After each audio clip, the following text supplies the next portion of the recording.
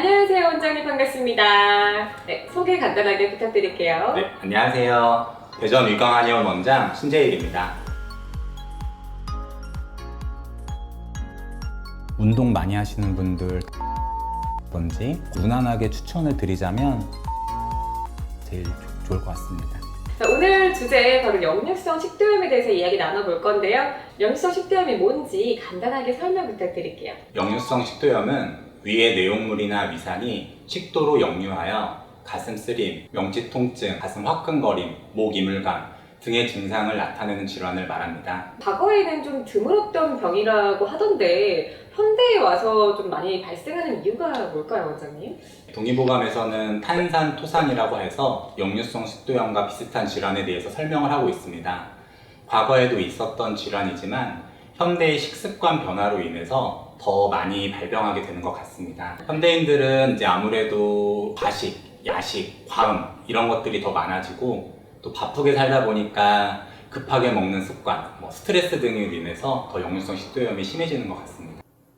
역류성 식도염의 예전 치료와 지금 치료가 크게 다르진 않을 것 같습니다. 그때도 침, 뜸, 한약으로 주된 치료를 했다고 기록되어 있고 침 같은 경우는 그때그때 달라지는 증상을 조절을 할 수 있기 때문에 대응하기가 쉬운 치료라고 생각되고요. 뜸 같은 경우는 온열 자극을 통해서 위장 운동을 돕는 데 효과적인 치료라고 생각합니다. 그리고 한약은 이제 근본적인 위장 운동을 활발하게 해주고 점막의 회복을 도움 줄 수 있는 효과적인 치료라고 생각합니다. 특히나 임산부분들한테 역류성 식도염이 좀 잘 생긴다고 하던데 임산부들은 이제 배가 불러오면서 위장을 압박하기 때문에 식도로 역류를 하기가 더 쉽습니다. 그리고 몸이 무겁다 보니까 오래 누워있는 시간이 많고 또 평소보다 더 많이 먹게 되기 때문에 역류성 식도염이 더 잘 유발되는 것 같습니다. 역류성 식도염을 더 유발할 수 있는 습관들은 많을 것 같습니다. 과음 같은 경우도 역류성 식도염을 쉽게 유발하고요. 그 다음에 운동 많이 하시는 분들 단백질 보충제라든지 과다한 단백질 섭취, 그 다음에 복압을 올리는 복근 운동 같은 것도 역류성 식도염을 조금 더 유발할 수 있습니다. 재발이 굉장히 좀 쉬운 병이잖아요. 네네네. 그래서 많은 분들 고생하실 텐데 재발이 잦아지다 보면 합병증이 생길 수도 있을 것 같아요. 위식도 역류가 심해지면서 생기는 발액식도라는 질환이 있습니다. 이는 식도암의 발병률을 높여준다고 말하고 있습니다. 하지만 일반적으로 역류성 식도염이 암으로 발전한다고 보기는 어려울 것 같습니다. 다만 역류성 식도염이 자꾸 재발하게 되면 점막의 손상이 점점 더 심해지고 가슴 화끈거림, 속쓰림, 명치 통증 같은 이런 질환들이 점점 더 심해질 수 있습니다. 역류성 식도염을 치료하기 가장 어려운 환자분은 점막의 손상이 심각해진 환자분일 것 같습니다. 점막이 너무 약해져 있기 때문에 음식 자체를 받아들이고 이런 것 자체를 너무 힘들어 하시고 약조차도 받아들이기 어려웠던 그런 경험들이 있습니다. 약 같은 경우도 그분이 받아들일 수 있을 정도의 순한 약으로 처방하는 것도 방법 중에 하나고요. 그리고 너무 치료에 욕심을 내기보다는 몸은 자연 치유력도 있기 때문에 식습관 같은 거를 잘 조절해 가면서 좀 천천히 회복시키는 게 더 좋은 방법이라고 생각합니다. 그럼 증상이 있을 때 보통 위산 억제제를 많이 복용을 하시는데 네, 이게 좀 사실 근본적인 치료는 아니잖아요. 네. 부작용은 따로 없을까요? 역류성 식도염이 있을 때 위산분비 억제제를 많이 처방받아 드시는데요. 단기적으로 급성기에 일시적으로 쓰는 거는 도움이 될 수 있지만 장기적으로 쓰게 될 거는 추천드리지 않습니다. 위산분비 억제제를 오래 복용하게 되면 복부 팽만, 변비, 설사 같은 부작용이 생길 수 있습니다. 약에 의존해서 위산 분비를 조절하려고 하기보다는 위산이 잘 분비되는 환경을 개선시키는 게 중요하다고 생각합니다. 그러면 가장 이제 궁금해하시는 질문인데 이게 과연 근본적인 치료가 가능할까에 대해서 많이 네. 궁금해하실 것 같아요. 실제로 근본적인 치료 가능할까요, 원장님? 가능합니다. 역류성 식도염의 원인을 정확히 안다면은 근본적인 치료도 가능하다고 생각합니다. 역류성 식도염은 좋지 않은 식습관이 반복되면서 위장 기능이 약해지는 게 주된 원인으로 생각합니다.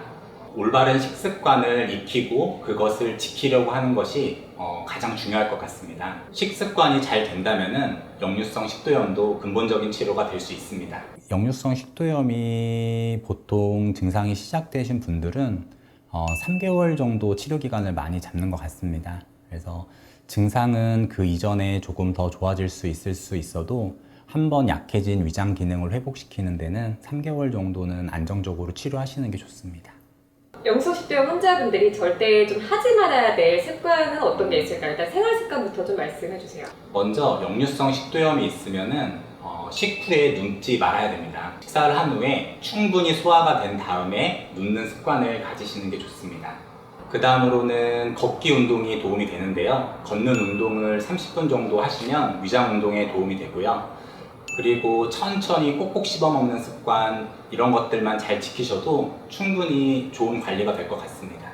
교과서적으로는 4시간 정도면 충분하다고 보는데 사람마다 많이 다른 것 같습니다. 그래서 저 같은 경우는 배가 고픈 느낌이 생기는 거를 기준으로 잡으라고 많이 말씀을 드립니다.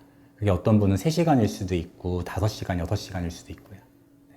치료하셨던 환자분 중에서 1년 넘게까지도 치료하셨던 분이 한 분 계십니다. 그분 같은 경우는 증상은 많이 좋아지셨지만 음식을 포기하지 못해서 치료를 더 오래 하셨던 것 같습니다. 네.